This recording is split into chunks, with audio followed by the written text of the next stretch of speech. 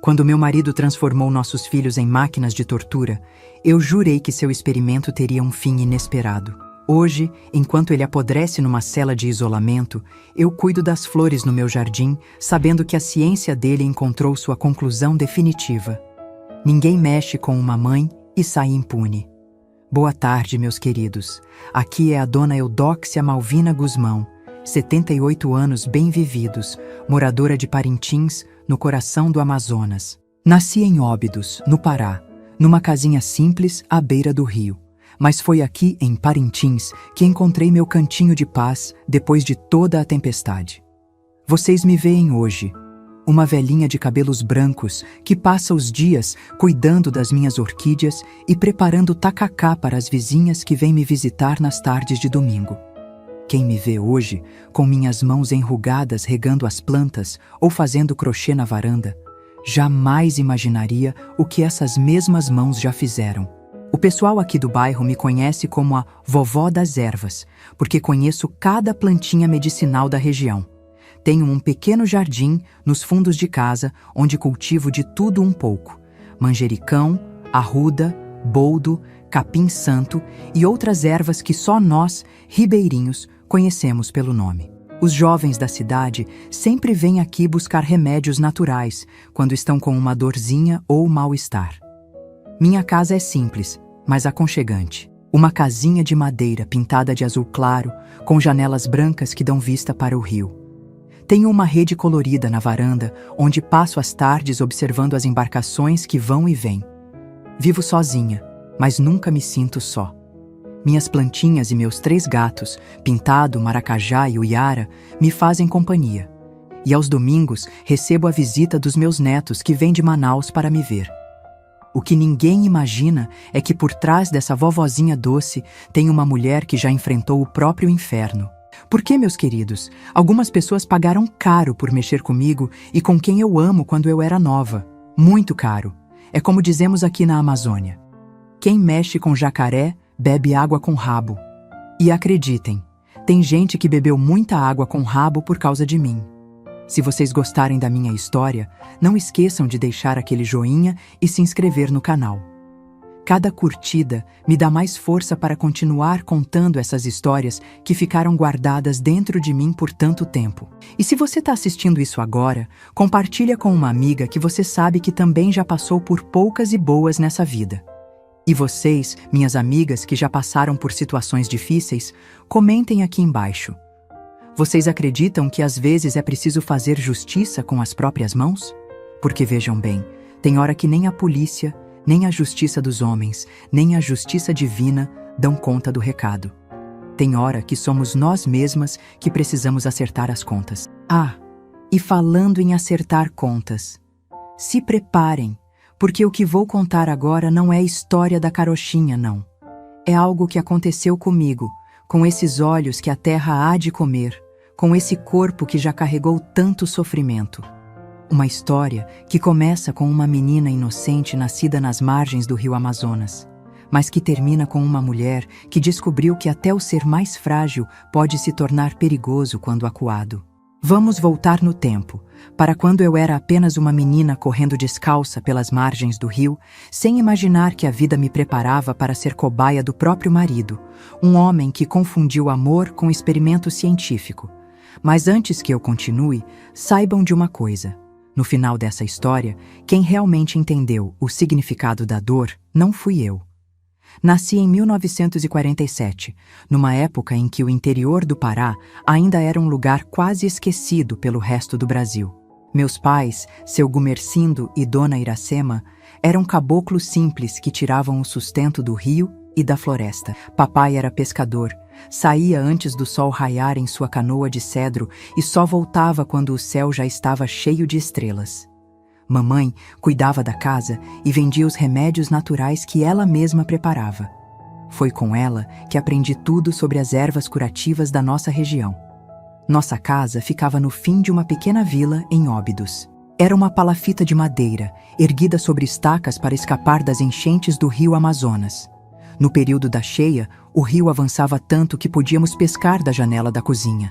Na vazante, formava-se um quintal de lama onde brincávamos de esconde-esconde. éramos 5 irmãos.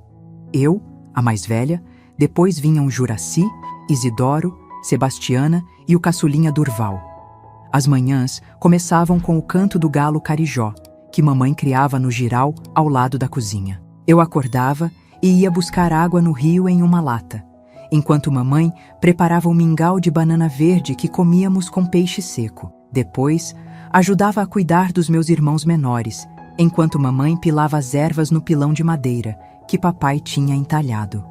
Ah, como éramos felizes na nossa simplicidade! Nas tardes quentes, nadávamos no rio, brincando de pegar piabas com as mãos. Às vezes, íamos até a floresta próxima catar açaí e tucumã. Juraci, meu irmão mais velho depois de mim, era o mais aventureiro. Ele subia nas árvores mais altas e balançava nos cipós, gritando que era o Tarzan da Amazônia. Eu tentava imitá-lo, mas nunca fui tão corajosa. Aos domingos, íamos para a igrejinha de São Sebastião, no centro da vila.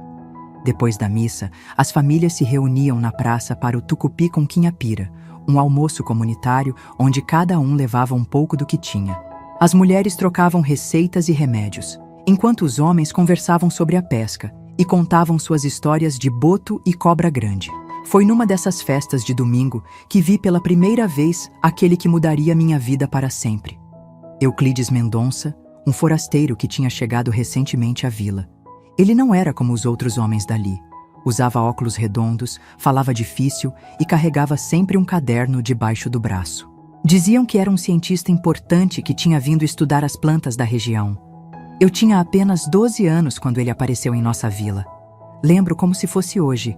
Eu estava ajudando a servir o tucupi quando nossos olhares se cruzaram pela primeira vez. Ele sorriu para mim de um jeito que me deixou ao mesmo tempo fascinada e assustada. Havia algo em seus olhos. Algo frio, calculista, como se estivesse me avaliando, medindo o meu valor. Que menina forte e saudável, ele comentou com meu pai, como se eu fosse uma planta ou um animal sendo estudado. Ela tem um bom porte físico para a idade. Deve ter uma genética excepcional. Papai, simples como era, ficou todo orgulhoso com o elogio do doutor da cidade grande. Mal sabia ele que aquelas palavras não eram um elogio, mas o início de uma avaliação, como um cientista observando um espécime interessante para seus experimentos. A partir daquele dia, Euclides começou a frequentar nossa casa. Trazia presentes pequenos, um sabonete perfumado para mamãe, anzóis novos para papai, doces para nós, crianças. Ele dizia que estava interessado nas ervas medicinais que mamãe preparava e passava horas conversando com ela, anotando tudo em seu caderno. Mas eu percebia que seus olhos sempre me seguiam. Quando ajudava mamãe a pilar as ervas, quando carregava água, quando brincava com meus irmãos. Seus olhos frios me estudavam, como se eu fosse um problema matemático a ser resolvido. Com o tempo, ele conquistou a confiança da família inteira. Papai o considerava um homem sábio e importante. Mamãe se sentia honrada por um doutor se interessar por seus conhecimentos sobre as plantas. Meus irmãos o adoravam, porque ele trazia doces e contava histórias da cidade grande. Só eu sentia aquele frio na barriga quando ele estava por perto. Só eu percebia algo errado no jeito como ele olhava para todos nós, como se fôssemos peças de um jogo que só ele conhecia as regras. O dia em que minha infância realmente acabou foi no meu aniversário de 15 anos. Euclides apareceu em casa com um presente especial, um convite para eu ir estudar na cidade grande, em Belém. Disse que tinha conseguido uma vaga para mim numa escola boa, que eu poderia me tornar enfermeira ou até mesmo médica se quisesse. Essa menina tem potencial demais para ficar enterrada neste fim de mundo, ele disse aos meus pais. Deixem-na ir comigo, prometo cuidar dela como se fosse minha própria filha. Meus pais, deslumbrados com a possibilidade de uma vida melhor para mim, aceitaram a proposta. Mamãe chorou ao arrumar minha pequena trouxa de roupas, mas estava feliz porque acreditava que eu teria um futuro brilhante. Naquela noite, deitada na rede, ouvi mamãe e papai conversando baixinho. Será que fizemos certo, Gumercindo? Claro que sim, mulher. O doutor Euclides vai dar um futuro para nossa filha. Quem sabe um dia ela volta aqui já formada, para ajudar nossa gente. Se eles soubessem. Se ao menos eles pudessem imaginar que não estavam me enviando para um futuro brilhante, mas para um laboratório de horrores, onde eu seria não uma estudante, mas uma cobaia. O último dia em que vi meus pais e irmãos foi também o último dia da minha inocência. Porque no dia seguinte, quando subi naquele barco a motor com Euclides, eu não estava indo para uma escola em Belém. Estava indo para o inferno disfarçado de lar. O barco a motor cortava as águas do Amazonas, enquanto eu, com 15 anos recém-completados, olhava uma última vez para as margens de Óbidos se distanciando. Euclides me explicava que faríamos uma parada em Manaus antes de seguir para Belém. Ele falava sobre a escola onde eu estudaria, as matérias que aprenderia, o quanto minha vida seria diferente. Suas palavras eram doces, mas seus olhos permaneciam frios, calculistas, como os de uma sucuri avaliando sua presa. Nunca chegamos a Belém. Depois de 2 dias em Manaus, embarcamos em outro barco, menor, que seguiu por um afluente do Rio Negro. Chegamos a uma propriedade isolada, cercada pela floresta densa. Uma casa grande de madeira, com um anexo que parecia um pequeno laboratório. Foi ali que conheci a verdadeira face de Euclides Mendonça. Bem-vinda à sua nova casa, Eudóxia, ele disse, com um sorriso que não alcançava seus olhos. Aqui você não vai ser apenas uma estudante. Vai ser parte de algo muito maior, algo que vai revolucionar a ciência. Naquela mesma noite, ele me explicou que era um cientista brilhante, incompreendido pela comunidade acadêmica. Tinha sido professor de psicologia experimental na Universidade de São Paulo, mas foi expulso porque seus métodos eram avançados demais para mentes medíocres, segundo ele.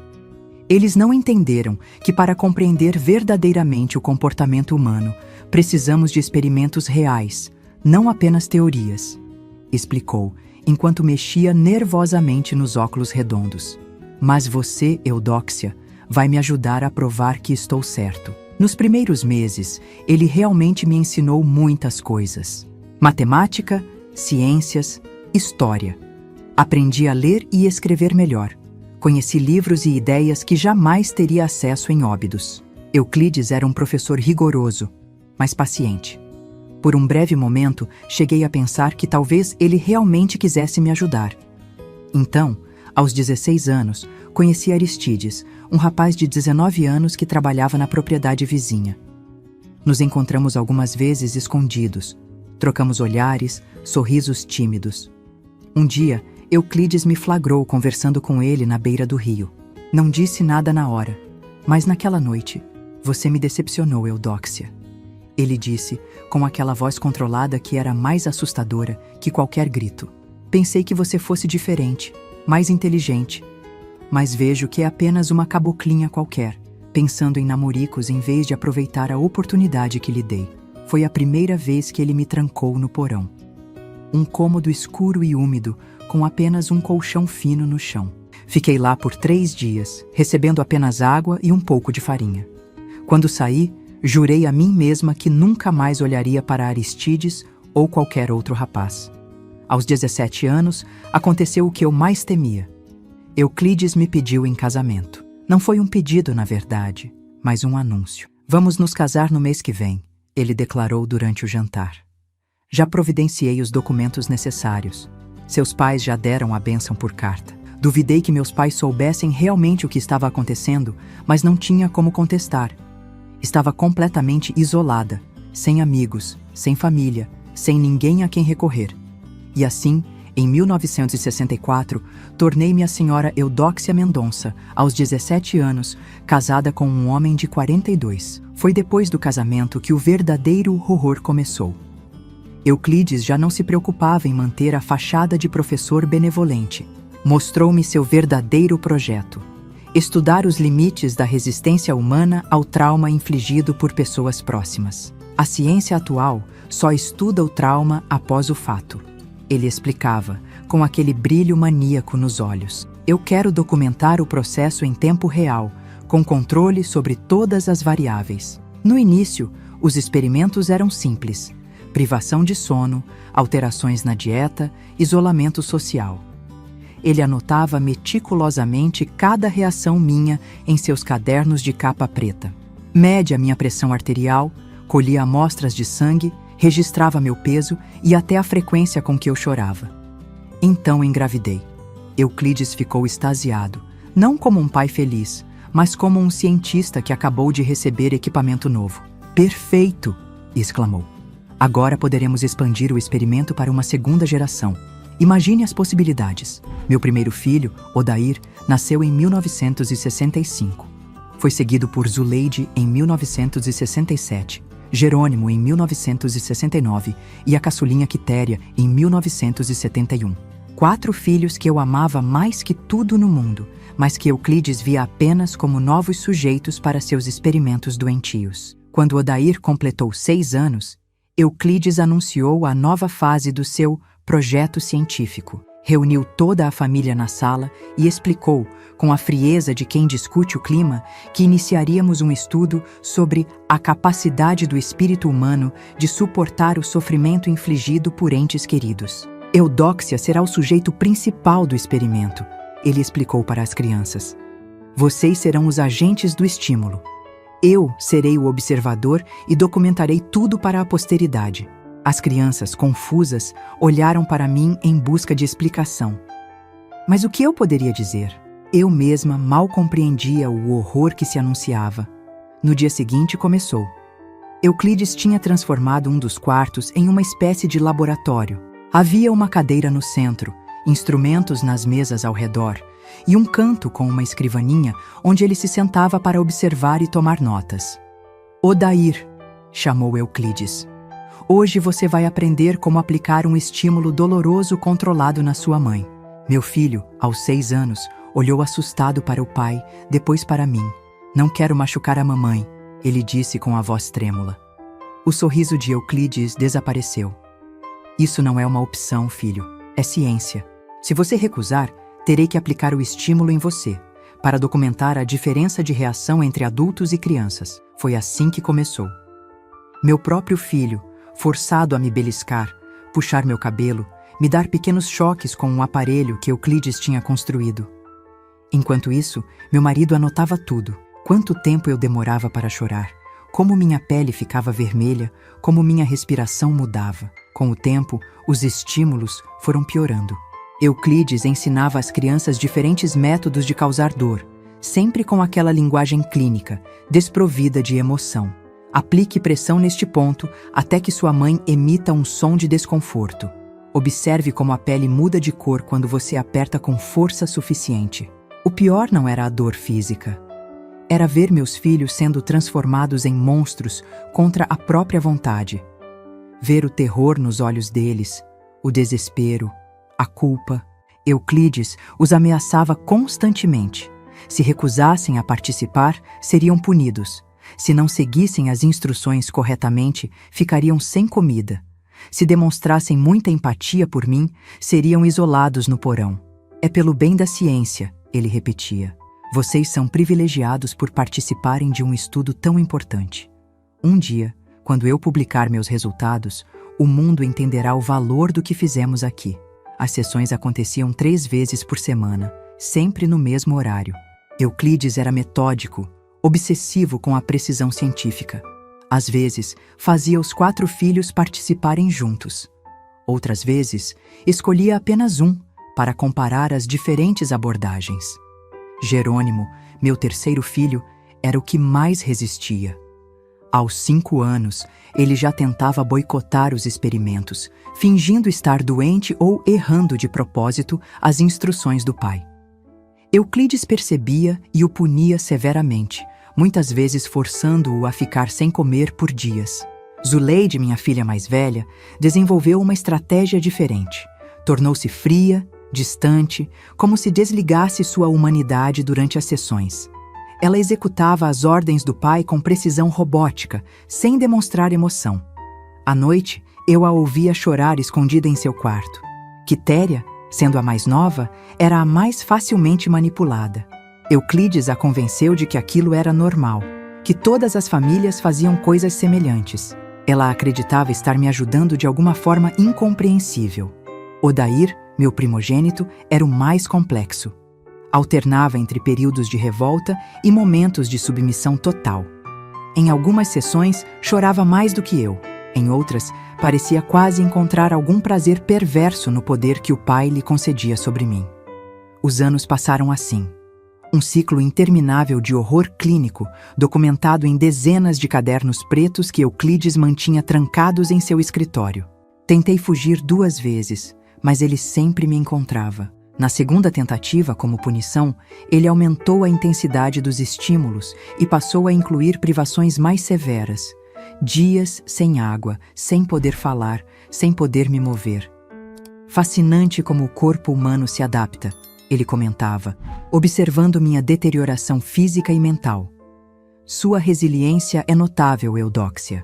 Você é o melhor sujeito de estudo que eu poderia ter encontrado. Eu já não era mais uma pessoa aos olhos dele. Era um conjunto de reações, estatísticas, gráficos em seus cadernos. E meus filhos, meus pobres filhos, estavam se tornando versões menores dele, cientistas frios diante do sofrimento alheio. Até que, numa noite de 1977, quando eu já tinha 30 anos e vivia naquele inferno há 15, percebi algo diferente no olhar de Odair. Então, com 12 anos. Um lampejo de consciência, de humanidade reconquistada. Foi nesse momento que entendi. Se eu queria sobreviver, se queria salvar pelo menos um dos meus filhos, precisaria fazer algo muito mais drástico do que apenas tentar fugir. Naquela noite, deitada na cama depois de mais uma sessão de experimento, fiz uma promessa a mim mesma. Euclides Mendonça pagaria por cada segundo de dor que causou a mim e aos meus filhos. E eu usaria toda a paciência que aprendi em anos de sofrimento para planejar minha vingança com a mesma precisão científica que ele tanto valorizava. A raiva não nasceu em mim de repente. Ela cresceu lentamente, como uma dessas plantas da Amazônia que parecem inofensivas na superfície, mas cujas raízes vão se espalhando silenciosamente até dominarem tudo ao redor. Cada sessão de experimento, cada anotação fria no caderno de Euclides, cada lágrima dos meus filhos adicionava mais combustível a esse fogo que queimava dentro de mim. Nos primeiros anos, minha raiva era caótica, explosiva. Eu gritava, implorava, ameaçava. Tentei atacar Euclides uma vez, durante o sono. Ele acordou, imobilizou-me com facilidade e no dia seguinte criou um novo experimento para medir a agressividade do sujeito quando provocado. Foi a pior sessão de todas. Ele fez Jerônimo, então com apenas 6 anos, segurar meus braços enquanto Odair aplicava choques de intensidade crescente até que eu desmaiasse. Fascinante, Euclides murmurou quando recobrei a consciência. A raiva extrema alterou completamente seus padrões de resistência à dor. Foi nesse momento que entendi. Minha raiva descontrolada era apenas mais um dado para seus experimentos. Ele se alimentava dela, a estudava, a documentava. Se eu quisesse sobreviver, se quisesse salvar meus filhos, precisaria transformar essa raiva em algo diferente. Algo frio, calculado, paciente. Algo que ele não pudesse detectar e estudar. A partir daquele dia, comecei a mudar. Externamente, tornei-me mais submissa, mais resignada. Parei de resistir abertamente aos experimentos. Euclides notou a mudança e ficou inicialmente desapontado. Chegou a aumentar a intensidade dos estímulos para provocar reações mais intensas, mas eventualmente aceitou que tinha alcançado um novo estágio do experimento. A quebra completa da vontade do sujeito. Mal sabia ele que, por dentro, minha vontade estava mais forte do que nunca. Enquanto ele pensava que tinha me quebrado, eu estava apenas canalizando minha raiva para um propósito mais elevado. Cada dor, cada humilhação era armazenada cuidadosamente em minha memória. Não para alimentar um ódio cego, mas para fortalecer minha determinação. À noite, quando todos dormiam, eu praticava técnicas de respiração que tinha aprendido com minha mãe. Concentrava-me em esvaziar a mente, em separar a consciência da dor física. Isso me permitia suportar os experimentos cada vez mais severos e, ao mesmo tempo, observar tudo com clareza, as rotinas de Euclides, seus pontos fracos, os padrões de comportamento dos meus filhos. Percebi que Odair, meu primogênito, estava na idade crítica. Com 12 anos, ele já tinha participado dos experimentos por tanto tempo que corria o risco de normalizar completamente aquela situação doentia. Mas também notei que, diferente de Zuleide, que se tornara emocionalmente desconectada, ou Quitéria, que acreditava ingenuamente nas justificativas do pai, Odair ainda tinha momentos de dúvida, de conflito interno. Pequenas hesitações antes de seguir as ordens do pai, olhares furtivos de culpa depois das sessões. Foi nele que decidi focar meus esforços. Se conseguisse reconquistar a humanidade de pelo menos um dos meus filhos, talvez tivesse uma chance de escapar daquele inferno. Comecei a estabelecer uma comunicação silenciosa com Odair. Pequenos gestos quando Euclides não estava olhando. Um toque suave na mão, um olhar significativo, um sorriso de compreensão quando ele demonstrava relutância em me machucar. Nas raras ocasiões em que ficávamos sozinhos, quando Euclides saía para buscar suprimentos na cidade mais próxima, eu sussurrava palavras de afirmação para ele.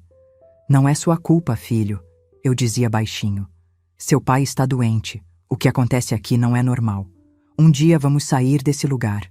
No início, Odair se afastava, assustado, como se minhas palavras fossem uma armadilha. Euclides tinha nos condicionado a desconfiar uns dos outros, a ver qualquer demonstração de afeto como uma fraqueza. Mas com o tempo, minha persistência começou a romper a barreira que meu filho tinha erguido ao redor de seu coração. Enquanto trabalhava na recuperação emocional de Odair, nunca deixei de procurar uma oportunidade de fuga. Durante anos, havia coletado pequenas informações.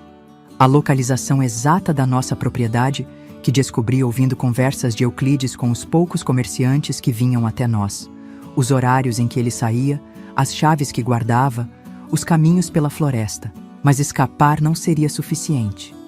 Eu sabia que Euclides nos encontraria, como já tinha feito antes. E mesmo que conseguíssemos desaparecer, que garantia eu tinha de que ele não faria o mesmo com outras pessoas? Não, fugir não era o objetivo final. Era apenas o primeiro passo de um plano maior. A raiva dentro de mim tinha se transformado em algo mais refinado, mais preciso.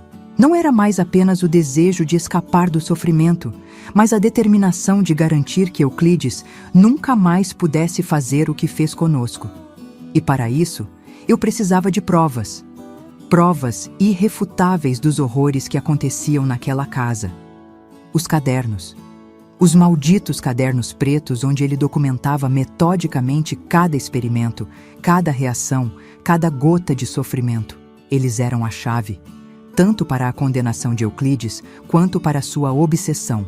Ele os guardava trancados em seu escritório, verificava-os compulsivamente, organizava-os com um cuidado quase religioso. Em 1978, quando Odair completou 13 anos, senti que ele estava pronto, que havia recuperado o suficiente de sua humanidade para me ajudar. Durante uma das sessões de experimento, quando Euclides pediu que ele aumentasse a intensidade do choque que estava aplicando em mim, vi a recusa em seus olhos. Ele obedeceu, porque não tinha escolha, mas naquele momento estabelecemos uma comunicação silenciosa. Um acordo tácito de que aquilo precisava acabar. Naquela noite, enquanto Euclides dormia, Odair veio até meu quarto, algo que não fazia desde que era muito pequeno. Mãe, ele sussurrou, com os olhos marejados. O que estamos fazendo é errado, não é? Foi como se uma represa se rompesse dentro de mim. Anos de emoções contidas ameaçaram transbordar, mas consegui manter a compostura. Aquele não era o momento para desmoronar. Era o momento de agir. Sim, filho, respondi, segurando suas mãos. É muito errado. Seu pai, ele não está bem. O que ele chama de ciência é, na verdade, uma doença. E precisamos parar isso. Nas semanas seguintes, comecei a preparar Odair. Expliquei-lhe sobre o mundo além daquela propriedade isolada. As cidades, as leis, a polícia que poderia nos ajudar. Falei sobre seus irmãos e a possibilidade de salvá-los também. E, mais importante, sobre os cadernos que precisávamos obter como prova.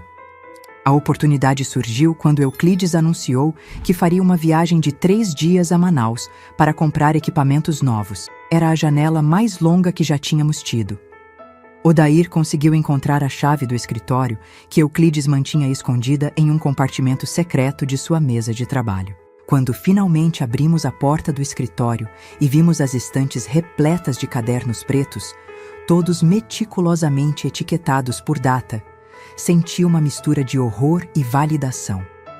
Eram mais de 50 cadernos, documentando 15 anos de tortura sistemática. Folheamos alguns deles e encontramos descrições clínicas detalhadas de cada sessão, acompanhadas de gráficos, tabelas e até mesmo fotografias. Ele é louco, Odair murmurou com a voz trêmula. Completamente louco. Sim, concordei. E é por isso que precisamos detê-lo. Naquela noite, sentados à luz de uma vela no meu quarto, elaboramos nosso plano. Não poderíamos fugir com todos os cadernos. Eram muitos e chamariam a atenção. Precisávamos escolher os mais incriminadores, aqueles que mostravam claramente a natureza dos experimentos e o envolvimento forçado das crianças. Mas à medida que líamos mais daqueles registros horríveis, algo em mim mudava. A raiva fria e calculista que eu tinha cultivado por anos começava a se aquecer novamente. Cada página daqueles cadernos reacendia a fúria que eu tinha trabalhado tanto para controlar. Havia um caderno em particular, etiquetado como Reações Extremas do Sujeito A. Eu era o Sujeito A, que documentava as vezes em que Euclides tinha me levado além dos limites da consciência. Descrições detalhadas de como meu corpo reagia ao extremo da dor. Quanto tempo levava para eu desmaiar? Quanto tempo para recobrar a consciência? Tudo anotado com a precisão de quem registra a temperatura em um termômetro. Naquele momento, soube que não seria suficiente apenas escapar e denunciar Euclides às autoridades. A raiva que eu tinha domesticado por tanto tempo voltou com força total, mas agora não era caótica como antes. Era focada, direcionada, implacável. Vamos fazer mais do que fugir, Odair, disse, fechando o caderno. Vamos garantir que seu pai nunca mais faça isso com ninguém. Meu filho me olhou com uma mistura de medo e compreensão. Ele tinha apenas 13 anos, mas os olhos que me fitavam eram de alguém muito mais velho. Alguém que tinha visto e feito coisas que nenhuma criança deveria conhecer. O que você está pensando, mãe? Ele perguntou. Olhei para as pilhas de cadernos, para as anotações meticulosas de Euclides, para os instrumentos de tortura que ele chamava de equipamentos científicos. 15 anos de dor, de humilhação, de vidas destruídas em nome de uma ciência pervertida. Estou pensando que seu pai sempre quis entender os limites da resistência humana, respondi, com uma calma que surpreendeu até a mim mesma. Talvez seja a hora de testarmos os limites dele. A raiva tinha se transformado em algo além do ódio. Era uma certeza cristalina, uma determinação absoluta. Euclides Mendonça não apenas seria detido, ele experimentaria, em primeira mão, o fruto de seus próprios métodos. E eu, que ele considerava apenas um sujeito de estudo, seria a cientista responsável por seu último experimento. Na véspera do retorno de Euclides, enquanto Odair e eu finalizávamos os preparativos para nossa fuga, eu não conseguia parar de pensar nos cadernos, nas anotações frias, nas fotografias do meu sofrimento. Não era apenas a minha dor que me movia. Era a consciência de que, se não o detivéssemos de forma definitiva, ele encontraria outras vítimas, criaria outros laboratórios. Foi então que soube, com absoluta certeza, que minha raiva nunca morreria até que eu transformasse Euclides Mendonça de cientista em cobaia. Até que ele entendesse, na própria pele, o significado verdadeiro de seus experimentos sobre trauma e resiliência. Em 1978, aos 31 anos, comecei a planejar meticulosamente o que seria não apenas nossa fuga, mas a destruição completa de Euclides Mendonça. Os 15 anos que passei como sua cobaia me ensinaram lições valiosas: paciência, observação detalhada e, principalmente, como pensar como ele. Enquanto lia seus cadernos de experimentos, percebi que poderia usar seu próprio método científico contra ele. Euclides era obsessivo com controle de variáveis. Ele criava ambientes controlados para seus experimentos, isolando cada fator para medir suas consequências exatas. Essa mesma obsessão seria sua ruína. Um bom experimento, ele costumava dizer durante suas sessões de tortura. Elimina todas as variáveis indesejadas e mantém apenas aquelas que queremos estudar. Passei semanas estudando seus padrões de comportamento, suas rotinas, seus pontos fracos. Euclides era um homem de hábitos rígidos. Acordava às 5h30 todas as manhãs. Tomava café precisamente às 6h15, trabalhava em seu escritório até o meio-dia, almoçava às 12h30, conduzia experimentos das 14h às 16h e à noite revisava suas anotações enquanto bebia exatamente 2 dedos de cachaça antes de dormir às 22h. Sua previsibilidade seria minha primeira aliada. A segunda seria seu orgulho.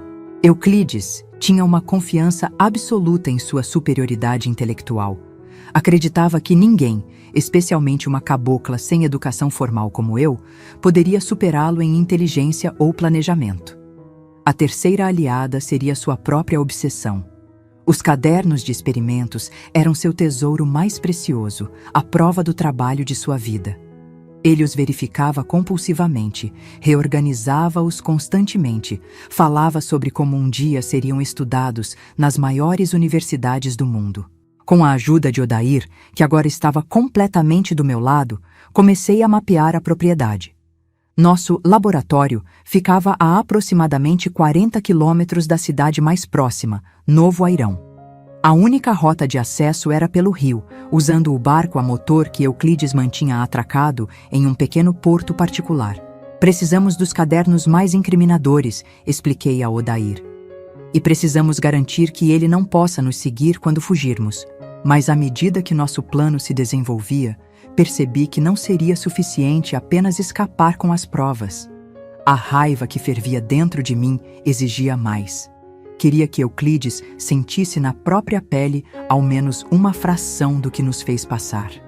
Durante suas viagens para Manaus, comecei a experimentar com as ervas que cresciam na propriedade.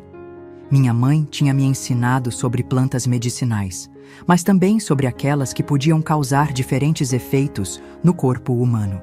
Comecei a cultivar discretamente algumas dessas plantas em cantos escondidos do terreno, longe dos olhares curiosos.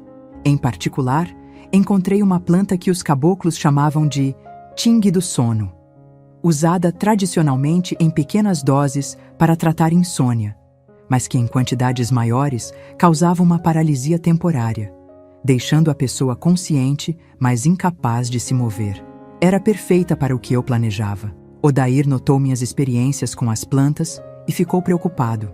"Mãe, o que você está fazendo exatamente?" Ele perguntou uma tarde, enquanto eu macerava folhas em um pilão improvisado. "Estou criando uma ferramenta, filho", respondi calmamente. "Assim como seu pai tem suas ferramentas para os experimentos, eu preciso das minhas para garantir nossa segurança."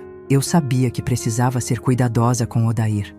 Ele estava disposto a ajudar na fuga, a levar os cadernos como prova para as autoridades, mas não tinha certeza se concordaria com o resto do meu plano.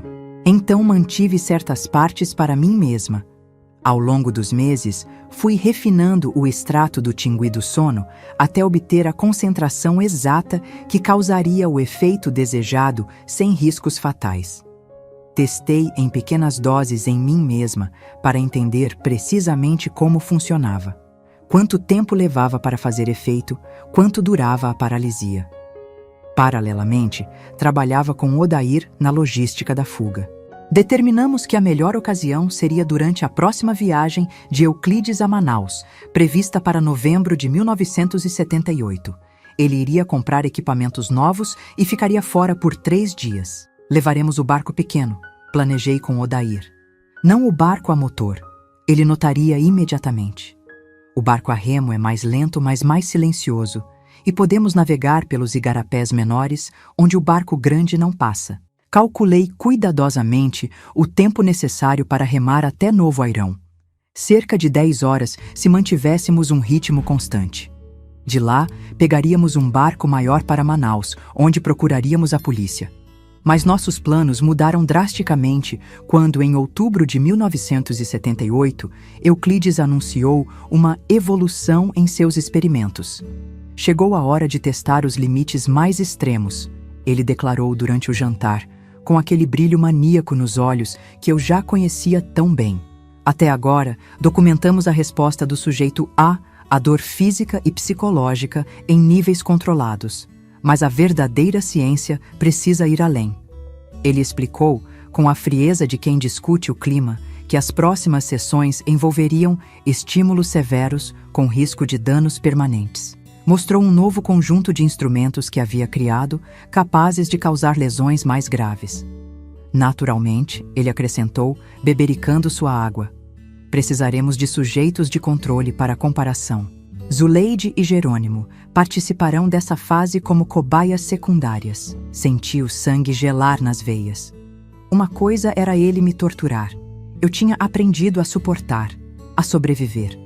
Outra completamente diferente era ele expandir os experimentos para incluir meus outros filhos não apenas como aplicadores de estímulo, mas como vítimas diretas.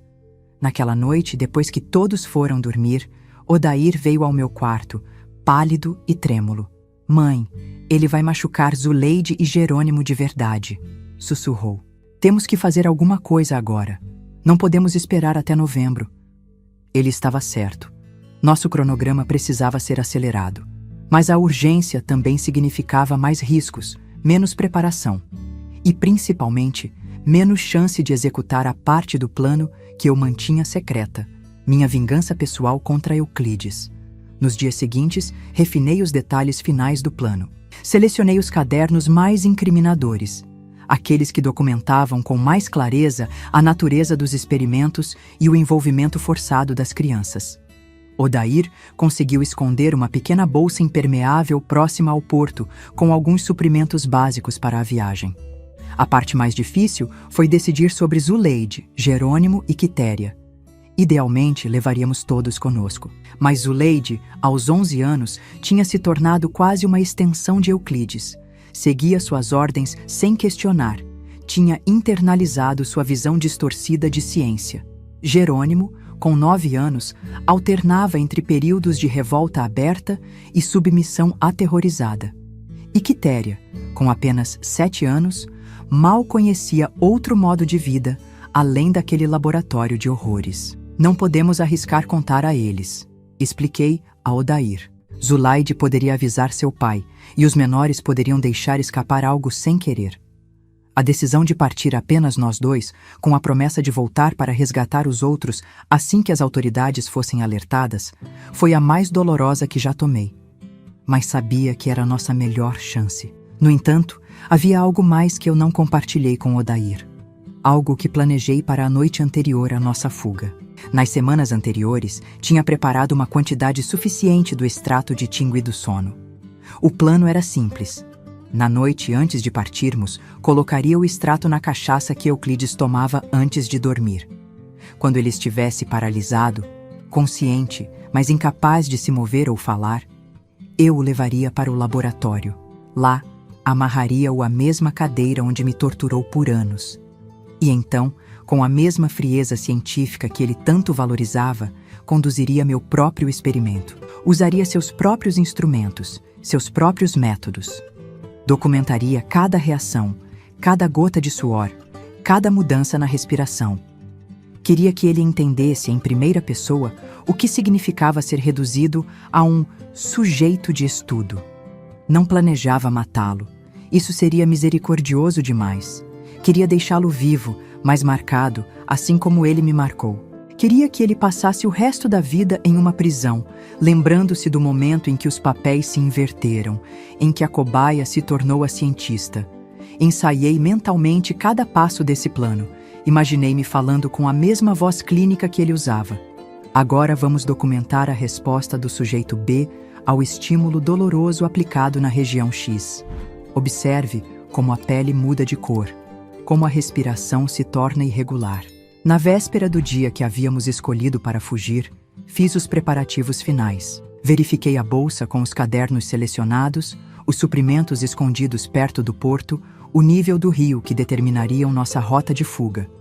E claro, o frasco com o extrato de tingui do sono, cuidadosamente escondido em um bolso secreto do meu vestido. Enquanto preparava o jantar naquela noite, Observei Euclides em seu escritório, organizando seus preciosos cadernos, totalmente alheio ao que o aguardava. Ele acreditava ter controle absoluto sobre nossas vidas, sobre nossos corpos, sobre nossas mentes. Nunca lhe ocorreu que eu pudesse estar planejando algo além da submissão. Coloquei os últimos utensílios na mesa, chamei as crianças para o jantar e, mentalmente, revisitei cada detalhe do meu plano. Em poucas horas, os papéis se inverteriam.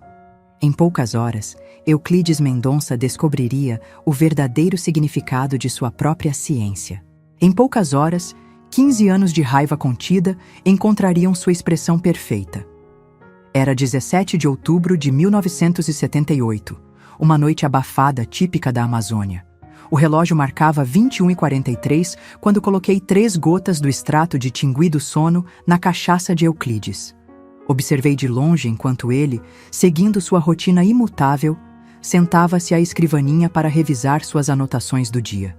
Como sempre, bebeu o primeiro gole distraidamente, sem tirar os olhos dos cadernos. Aos 31 anos, depois de 15 anos de tortura, eu finalmente estava prestes a virar o jogo. Mãe, sussurrou Odair atrás de mim no corredor escuro. Está tudo pronto. A bolsa com os cadernos está escondida perto do porto e verifiquei o barco.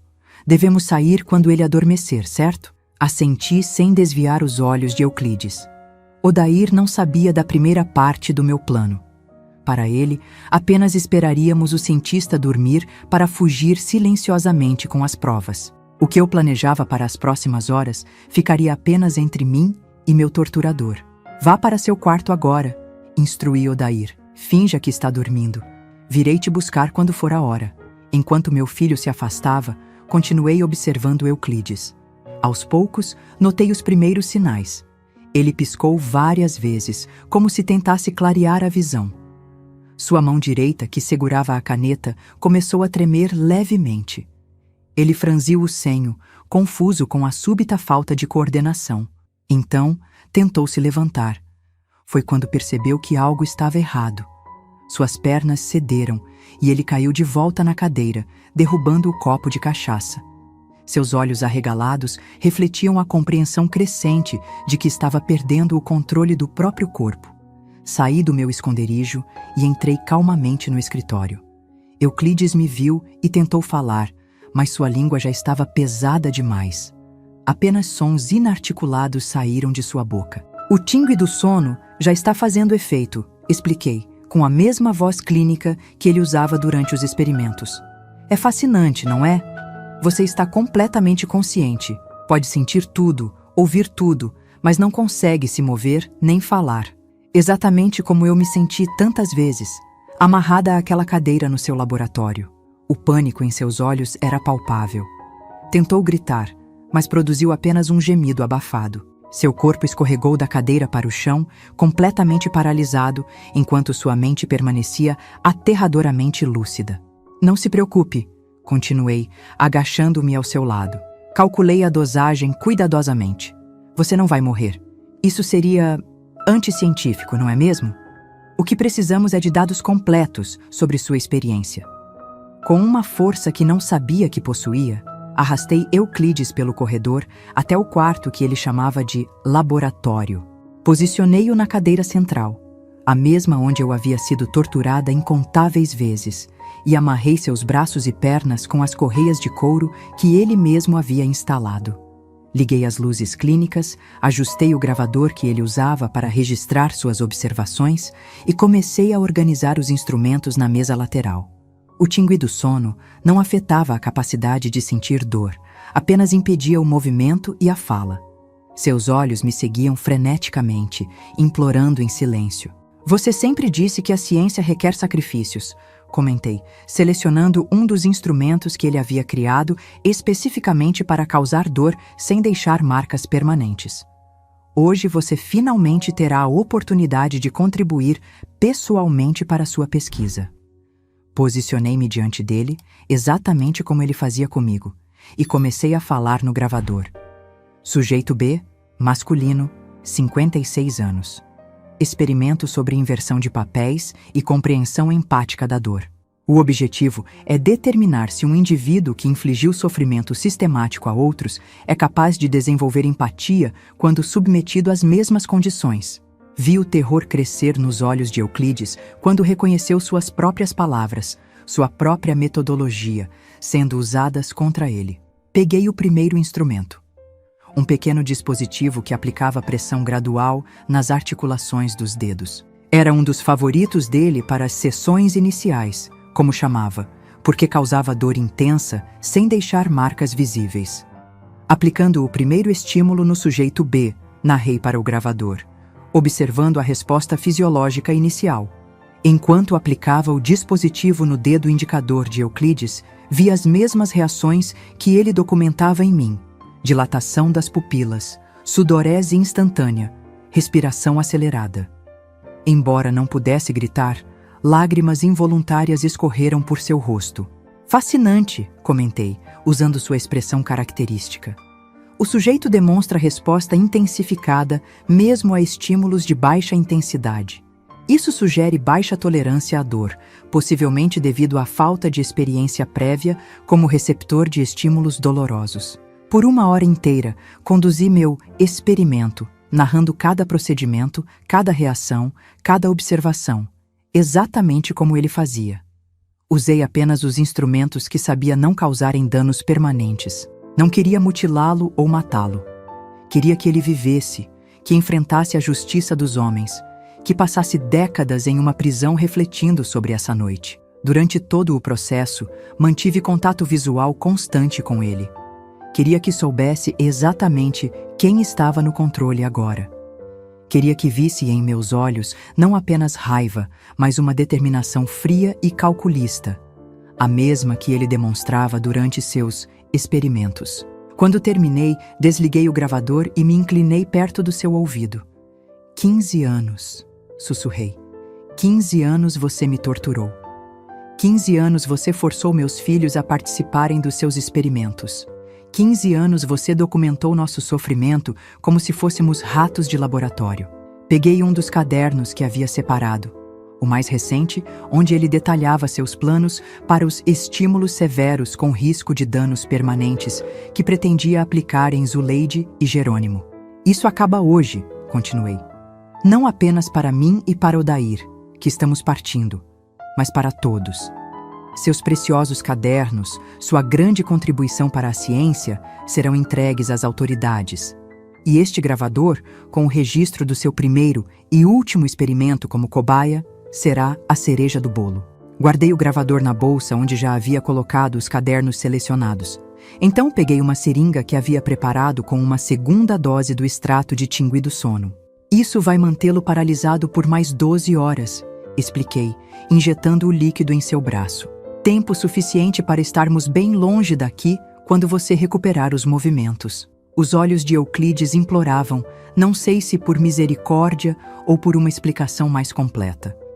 Decidi dar-lhe o que ele sempre me negou: a verdade sem filtros. Você acreditava estar criando uma obra-prima científica, mas tudo o que fez foi documentar meticulosamente seus próprios crimes, falei, guardando a seringa vazia. Cada anotação, cada registro, cada fotografia que você fez pensando em provar suas teorias será usada para condená-lo. A ironia é quase científica, não acha? Levantei-me e arrumei os instrumentos exatamente como ele fazia após cada sessão. Limpei-os cuidadosamente, coloquei-os em ordem por tamanho na bandeja metálica. Euclides me observava, imóvel, exceto pelos olhos que seguiam cada movimento meu. Ah, quase esqueci, disse, pegando sua caderneta de anotações e uma caneta. Abri em uma página em branco e escrevi com a caligrafia mais parecida possível com a dele. Experimento final, quando o pesquisador se torna o pesquisado. Conclusão: a dor é mais reveladora quando experimentada do que quando observada. Coloquei a caderneta aberta sobre seu peito. Um pequeno souvenir para quando acordar. Algo para refletir durante os próximos anos na prisão. Saí do laboratório e fui direto para o quarto de Odair. Ele estava sentado na beira da cama, completamente vestido, com os olhos arregalados de ansiedade. É hora, sussurrei. Pegue apenas o essencial. Temos um longo caminho pela frente. E papai? Perguntou, a voz trêmula. Ele bebeu mais do que o costume hoje. Menti. Está em um sono profundo. Não acordará até amanhã. Odair assentiu, aliviado. Ele era apenas uma criança de 13 anos que, apesar de tudo o que havia passado, ainda não conseguia conceber a ideia de abandonar completamente o pai. Eu o pouparia desse fardo. O que aconteceu naquele laboratório ficaria entre mim e Euclides. Antes de sairmos, parei na porta dos quartos dos outros filhos. Zuleide dormia encolhida, como se mesmo em sonhos estivesse se protegendo. Jerônimo estava esparramado na cama, roncando suavemente. E Quitéria, minha caçulinha, abraçava o pequeno boneco de pano que eu havia feito para ela. Voltaremos por vocês, prometi em silêncio. Mais cedo do que imaginam, Odair e eu saímos silenciosamente da casa. A noite estava clara, com milhões de estrelas brilhando sobre a floresta amazônica. Recuperamos a bolsa com os cadernos e o gravador que eu havia escondido perto do porto e embarcamos no pequeno barco a remo. Reme o mais silenciosamente possível até estarmos longe o suficiente, instruí Odair. Quando amanhecer, estaremos próximos a Novo Airão. Enquanto deslizávamos pelas águas escuras, olhei uma última vez para trás. A casa-laboratório estava silenciosa, com apenas uma luz acesa. A do escritório onde Euclides havia começado sua noite, sem imaginar como ela terminaria. Senti uma estranha mistura de emoções. Alívio por finalmente estar escapando, dor por deixar 3 filhos para trás e uma satisfação sombria por ter finalmente invertido os papéis com o meu torturador. As horas seguintes foram de silêncio concentrado, ambos remando com toda a força que tínhamos, seguindo o curso do rio que eu havia estudado tantas vezes em minha mente. O céu começou a clarear quando avistamos as primeiras casas de Novo Airão. Conseguimos, mãe, sussurrou Odair, com lágrimas nos olhos. Sim, filho, respondi, mas isso é apenas o começo. Atracamos em um pequeno cais e seguimos diretamente para a delegacia local. O delegado, um homem de meia-idade chamado Assis Cavalcante, nos recebeu com desconfiança inicial que logo se transformou em horror à medida que começamos a contar nossa história. Senhora, essas são acusações muito sérias, ele disse, folheando um dos cadernos que havíamos trazido. Seu rosto empalidecia a cada página. Isso é a documentação completa dos experimentos que meu marido conduziu em mim e forçou meus filhos a participarem, completei. E há mais, muito mais. Coloquei o gravador sobre a mesa e apertei o botão de reprodução. A voz de Euclides encheu a sala, detalhando friamente um dos experimentos mais cruéis. O delegado desligou o aparelho após alguns minutos, visivelmente perturbado. E seus outros filhos ainda estão lá com ele? Sim, respondi. Por isso precisamos agir rapidamente. Nas horas seguintes, a pequena delegacia de Novo Airão transformou-se no centro de uma operação policial. Reforços foram chamados de Manaus, declarações foram tomadas e uma equipe foi organizada para resgatar meus outros filhos e prender Euclides. Odair e eu fomos levados a um pequeno hospital local para exames. O médico, um jovem recém-formado, não conseguiu esconder o choque ao ver as cicatrizes em meu corpo, marcas físicas dos anos de experimentos. Nunca vi nada assim, ele murmurou, documentando cada marca para o relatório policial. Ao anoitecer, recebemos a notícia. A polícia havia chegado à propriedade, encontrado Euclides ainda amarrado à cadeira do laboratório e resgatado os 3 filhos. Todos estavam a caminho de Novo Airão. Quando finalmente os vi entrando na delegacia, não consegui conter as lágrimas.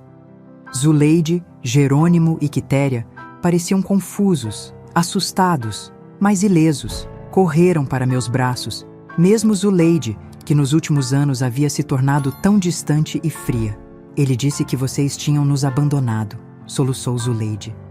Que vocês não queriam mais fazer parte da família. Nunca, respondi, abraçando-os com força. Saímos para buscar ajuda, para acabar com aquele pesadelo de uma vez por todas. Por sobre as cabeças dos meus filhos, vi quando 2 policiais trouxeram Euclides algemado.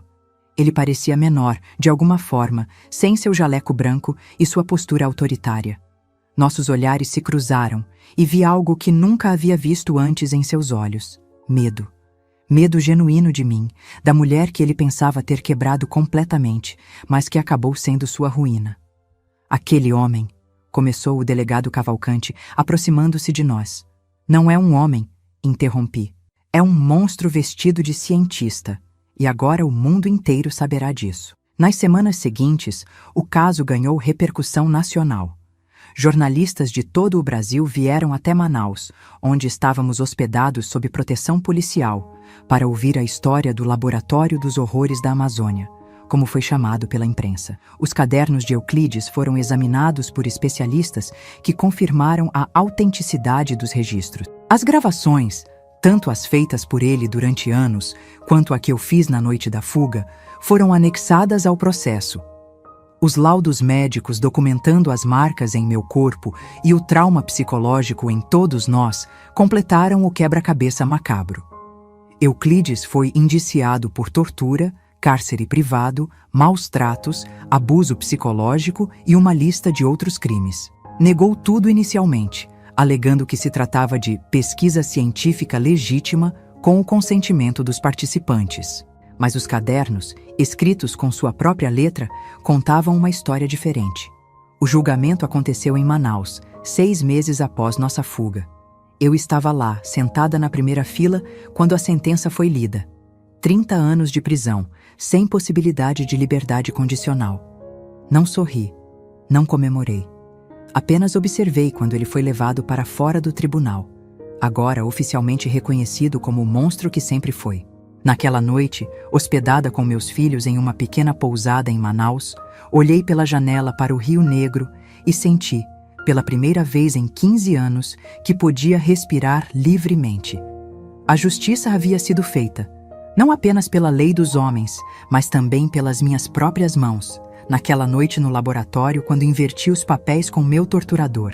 Euclides Mendonça, o homem que acreditava poder reduzir seres humanos a meros dados em seus cadernos, agora era apenas um número no sistema prisional. E eu, a cobaia que ele pensou ter quebrado completamente, era a responsável por sua queda. Depois do julgamento, em 1979, começamos uma vida totalmente nova. Com o dinheiro da venda da propriedade de Euclides, que foi para nós após o divórcio, e uma pequena indenização do Estado, mudamos para Parintins, no Amazonas. Escolhi essa cidade porque era longe o suficiente de nossas memórias dolorosas, mas ainda dentro da região amazônica que, apesar de tudo, era nosso lar. Compramos uma casa simples de madeira pintada de azul, com vista para o rio. Nos primeiros meses, dormíamos todos no mesmo quarto, os 5 amontoados em colchões no chão, incapazes de suportar a separação, mesmo que fosse apenas por uma parede. O medo de que Euclides de alguma forma escapasse e nos encontrasse perseguia nossos sonhos. Mas aos poucos, com a certeza de que ele estava seguramente trancado em uma prisão de segurança máxima em Manaus, começamos a relaxar. As crianças foram matriculadas na escola local. Pela primeira vez na vida para os mais novos, eu encontrei trabalho como auxiliar na farmácia da cidade, onde meu conhecimento sobre ervas medicinais era valorizado. A transformação mais surpreendente foi em meu sono. Durante 15 anos, sob o domínio de Euclides, eu mal conseguia fechar os olhos sem ser assaltada por pesadelos. Acordava gritando, suando frio, revivendo as sessões de experimento. Mas após aquela noite de outubro de 1978, quando finalmente fiz justiça com minhas próprias mãos, os pesadelos diminuíram gradualmente até desaparecerem por completo. "Você está dormindo melhor, mãe", observou Odair, cerca de 1 ano após nossa mudança. Ele próprio ainda tinha pesadelos ocasionais, mas estava melhorando. "Sim, filho", respondi, "porque agora sei que ele está experimentando o mesmo medo que nos fez sentir. A justiça traz paz." Nossa nova vida em Parintins era simples, mas digna. Plantei um pequeno jardim nos fundos da casa, onde cultivava as ervas medicinais que havia aprendido com minha mãe. As pessoas da cidade começaram a me procurar para pequenos problemas de saúde, uma infusão para dor de estômago, um chá para insônia, um cataplasma para machucados. A Senhora das Ervas, me chamavam, com respeito. Ninguém ali sabia de nosso passado. Para eles, éramos apenas uma família de fora que buscava recomeçar. E isso era exatamente o que precisávamos. Anonimato, normalidade, um espaço para curar nossas feridas sem o peso da notoriedade que o caso havia trazido. Os anos passaram. As crianças cresceram. Odair, que havia sido meu cúmplice na fuga, formou-se professor e passou a lecionar na escola local. Zuleide, que por tanto tempo foi a mais afetada pela manipulação do pai, encontrou paz trabalhando como enfermeira. Jerônimo se tornou pescador, passando longos dias no rio. Talvez a água o ajudasse a lavar as memórias. E Quitéria, minha caçulinha, seguiu meus passos, aprendendo sobre as plantas medicinais e, eventualmente, abrindo sua própria loja de produtos naturais. Em 1985, recebi uma carta do advogado que havia cuidado do nosso caso. Euclides havia morrido na prisão, não de forma violenta, mas de uma doença degenerativa que o paralisou gradualmente. Fiquei imaginando se, em seus últimos dias, imóvel em uma cama de enfermaria, ele se lembrava daquela noite em que experimentou a mesma impotência que havia imposto a mim por tantos anos. Não senti alegria com a notícia de sua morte, mas também não senti pesar. Apenas uma sensação de encerramento, como fechar a última página de um livro sombrio. Não contei imediatamente aos filhos. Cada um deles lidava com a memória do pai à sua maneira, e não queria reabrir feridas cicatrizadas. Foi Odair quem finalmente perguntou, cerca de 2 meses depois: "Mãe, você acha que um dia vamos receber notícias dele?" Estávamos sentados na varanda, observando o pôr do sol sobre o rio. Olhei para meu filho, agora um homem de 20 anos, e decidi que ele merecia saber a verdade. "Já recebemos, filho. Ele morreu há 2 meses. Odair ficou em silêncio por um longo tempo, os olhos fixos no horizonte. Então, finalmente falou: "Sabe, mãe, às vezes me pergunto o que realmente aconteceu naquela noite. Quando fugimos, senti meu coração acelerar. O que quer dizer? Você disse que ele estava bêbado, dormindo. Mas quando a polícia o encontrou, ele estava amarrado na cadeira do laboratório. Como ele chegou lá? Nunca havíamos falado sobre isso. Na confusão dos eventos subsequentes, o resgate dos outros filhos, o julgamento, a mudança para Parintins, essa pergunta nunca havia sido feita diretamente. Olhei nos olhos do meu filho e vi que ele sabia, ou pelo menos suspeitava, que havia mais na história do que eu havia contado. Ele era inteligente demais para não ter percebido as inconsistências. "Há coisas que uma mãe faz para proteger seus filhos", respondi finalmente. "Coisas que são melhor não serem ditas em voz alta." Odair assentiu lentamente. "Ele mereceu, seja lá o que foi que aconteceu." "Sim", concordei. "Mereceu cada segundo." Naquela noite, deitada em minha cama confortável na Casa Azul em Parintins, refleti sobre a jornada que havia me trazido até ali. Da menina inocente de Óbidos à cobaia em um laboratório de horrores, e finalmente a mulher que tomou seu destino nas próprias mãos. Não me arrependia de nada do que havia feito naquela noite de outubro. A justiça, às vezes, precisa vir das mãos daqueles que foram injustiçados. Com os anos, construí uma nova identidade. Dona Eudóxia, a curandeira de Parintins, respeitada por seu conhecimento sobre as plantas da floresta. Meu cabelo foi ficando grisalho, linhas se formaram ao redor dos meus olhos, mas por dentro havia uma força que ninguém poderia tirar de mim. A força de quem enfrentou o pior tipo de monstro e saiu vitoriosa.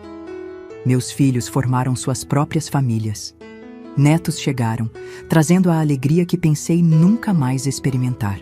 Nas festas de família, quando estávamos todos reunidos em volta da mesa, olhava para aqueles rostos sorridentes e pensava no quanto havíamos superado.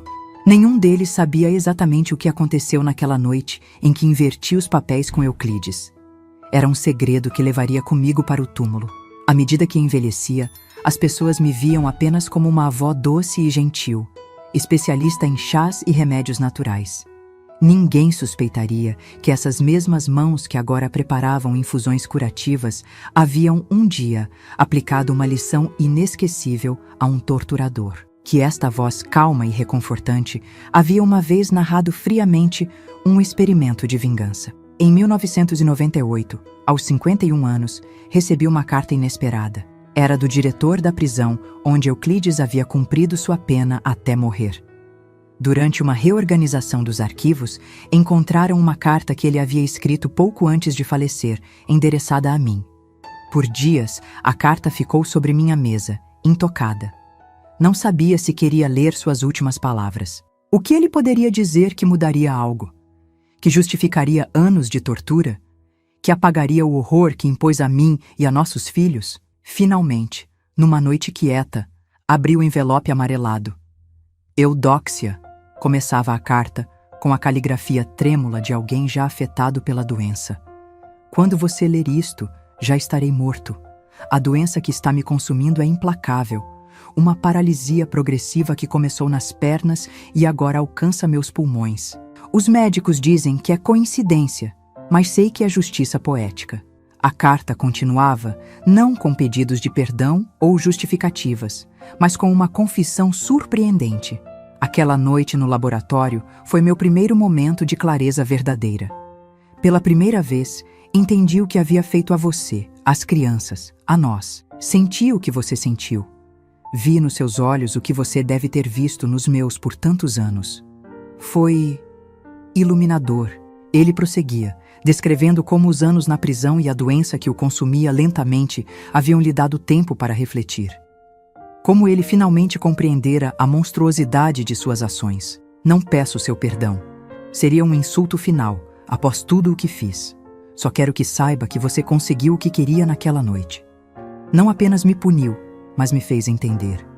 E esse entendimento tem sido minha verdadeira prisão desde então. A carta terminava com uma linha que fez meu coração parar por um instante. Seu último experimento foi o único que produziu resultados científicos válidos. A dor realmente é mais reveladora quando experimentada do que quando observada. Ele havia lido o que escrevi em sua caderneta naquela noite e, aparentemente, havia compreendido a lição. Queimei a carta naquela mesma noite. Não havia razão para guardar suas palavras, para dar a ele qualquer espaço em minha vida atual. Mas, de alguma forma, saber que ele havia entendido que meu ato de vingança havia penetrado sua mente distorcida e trazido clareza, trouxe uma satisfação final que eu não esperava sentir. Nos anos que se seguiram, continuei minha vida pacífica em Parintins. A senhora das ervas tornou-se a vovó das ervas à medida que os cabelos brancos dominavam completamente minha cabeça.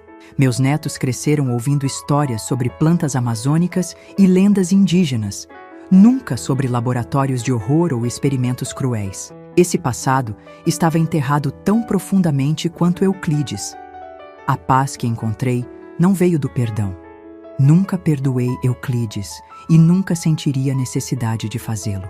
Veio da certeza de que a justiça havia sido feita por minhas próprias mãos e pelas leis dos homens. De que meus filhos estavam a salvo, curados o máximo possível das cicatrizes que carregavam.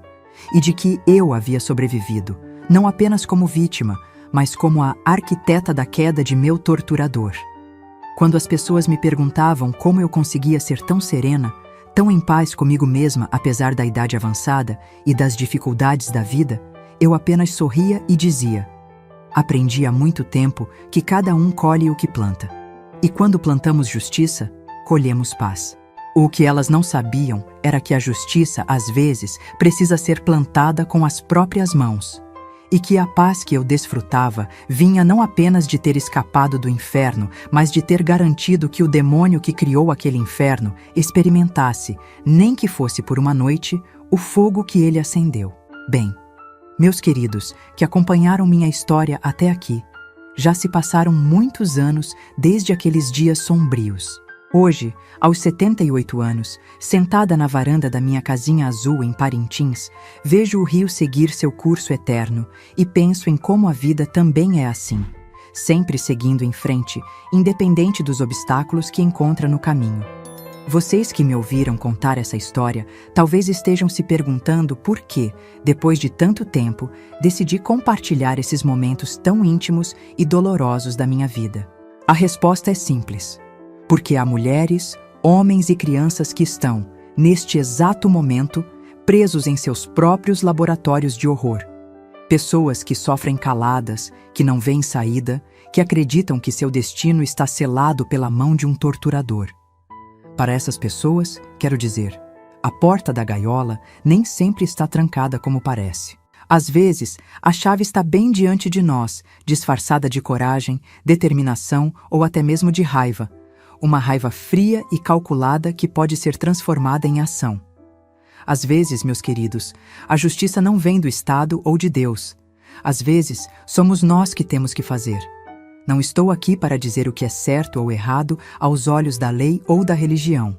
Estou aqui para contar minha verdade. Que quando o sistema falha, quando não há a quem recorrer, quando estamos encurralados no laboratório de um monstro, é nosso direito, talvez até nosso dever, buscar a justiça com nossas próprias mãos. Para as mulheres que sofrem em silêncio, que carregam marcas invisíveis de abusos diários, que têm suas almas lentamente trituradas por homens que se acham donos de seus corpos e mentes. Vocês são mais fortes do que pensam. O opressor só tem poder enquanto acreditamos em seu poder. No momento em que decidimos que não vamos mais aceitar, que não vamos mais tremer, que não vamos mais nos curvar, nesse momento começamos a desmontar o laboratório que nos aprisiona. Nunca me arrependi do que fiz naquela noite de outubro de 1978. Nunca tive uma única noite de insônia pensando se havia feito a coisa certa. Porque eu sabia, no fundo do meu coração, que algumas pessoas precisam pagar pelo que fazem. Que alguns atos são tão monstruosos que exigem uma resposta à altura. Que alguns predadores só entendem quando experimentam o mesmo medo que impõem aos outros. Euclides Mendonça morreu sabendo exatamente o que havia feito. Morreu com a compreensão clara de que a cobaia que ele pensou ter quebrado foi a arquiteta de sua ruína. Morreu paralisado por uma doença que imitava o efeito do tingue do sono que usei nele, incapaz de se mover, mas plenamente consciente. A justiça tem muitas formas, meus queridos, e às vezes ela vem disfarçada de coincidência. Hoje, olho para meus filhos, netos e até bisnetos e vejo que valeu a pena. Valeu cada gota de suor, cada lágrima, cada momento de medo durante a fuga, cada noite planejando a vingança. Porque eles estão vivos, livres e, na medida do possível, curados. Porque quebrei o ciclo de abuso que poderia ter continuado por gerações. Se você conhece alguém que machucou uma criança, uma mulher, uma pessoa inocente, lembre-se da minha história. Lembre-se que nem sempre a justiça vem de um tribunal, de uma delegacia, de um juiz de toga. Às vezes, a justiça vem das mãos calejadas de uma mulher que decidiu que já bastava, que decidiu transformar 15 anos de dor em uma única noite de inversão de papéis, que decidiu que seu torturador precisava entender, na própria pele, o significado verdadeiro de seus experimentos. Compartilhe este vídeo para que mais pessoas saibam que a justiça pode vir de formas inesperadas. E se você chegou até aqui, escreva nos comentários: a justiça foi feita. Isso me mostra quem realmente entendeu minha mensagem.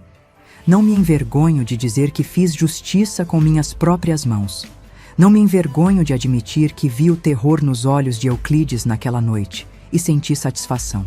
Não me envergonho de confessar que, quando soube de sua morte, por paralisia progressiva, pensei, o tingue do sono da vida o alcançou finalmente. Porque, meus queridos, o que ele nunca soube é que naquela noite, quando apliquei os mesmos instrumentos nele que ele usou em mim por anos, não estava apenas buscando vingança, estava encerrando um capítulo. Estava garantindo que, mesmo que ele escapasse da prisão um dia, nunca mais teria coragem de se aproximar de mim ou de meus filhos. O medo que plantei nele naquela noite, o medo de mim, da cobaia que se tornou cientista, foi tão profundo que ele carregou até o túmulo. E eu durmo como um anjo todas as noites desde então, porque sei que fiz o que tinha que ser feito, porque sei que meus filhos estão a salvo, porque sei que Euclides Mendonça, onde quer que esteja, ainda se lembra da noite em que a cobaia virou o jogo. A justiça, meus queridos, às vezes tem o rosto de uma mulher comum, com mãos calejadas de tanto trabalhar, com olhos que viram o inferno e com a determinação de quem não tem mais nada a perder. A justiça, às vezes, somos nós mesmos. E se isso faz de mim uma criminosa aos olhos de alguns, que seja. Prefiro ser uma criminosa viva, com filhos saudáveis e uma consciência tranquila, do que uma vítima perfeita morta num laboratório de horrores na Amazônia. A vida me ensinou que a justiça que liberta raramente vem sem um preço. Eu paguei o meu. Euclides pagou o dele. E aqui estou, décadas depois, compartilhando minha história para que outras pessoas encontrem a coragem de quebrar suas próprias correntes, do jeito que for necessário. No fim das contas, cada um sabe a dor que carrega. Cada um sabe o limite do que pode suportar. E cada um precisa decidir por si mesmo quando chegou a hora de dizer: basta. Hoje a justiça será feita pelas minhas mãos. Obrigada por me ouvirem, meus queridos. Que minhas palavras encontrem aqueles que precisam delas. Se você quer se tornar parte da família deste canal das vovós, vire membro oficial deste canal. Assim você tem vários benefícios, como o principal, conseguir conversar com as vovós aqui nos comentários dos vídeos. Se você estar interessado nisso, clique no link do primeiro comentário deste vídeo, deixarei lá para vocês poderem assinar e virar oficialmente da nossa família. E que a justiça, de uma forma ou de outra, alcance todos aqueles que causam sofrimento aos inocentes. Porque no final, como dizemos aqui no Amazonas, nem toda sucuri morre afogada. Algumas morrem enforcadas pelo próprio corpo quando tentam engolir uma presa maior do que conseguem digerir. Euclides tentou me engolir e se engasgou com a própria maldade.